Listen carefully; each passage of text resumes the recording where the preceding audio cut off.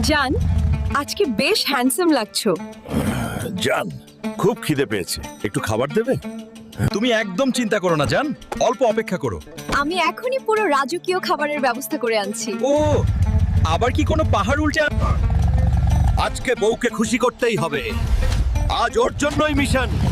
সোনালী কালারের একটা হরিণ ধরবো। ও চু চু চু, হরিণ বাবু, আজকে আপনাকে বাড়ি নিয়ে গিয়ে হরিণ ভর্তা বানাবো। ভয় পেও না, বউকে আজ খুশি করতেই হবে।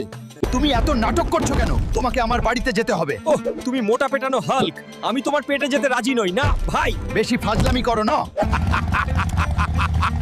আজ তো বউ খুশিতে আমাকে 3টা চুমু দেবে মিনিমাম। বউয়ের জন্য হরিণ আনলাম। পাগল কোথাকার।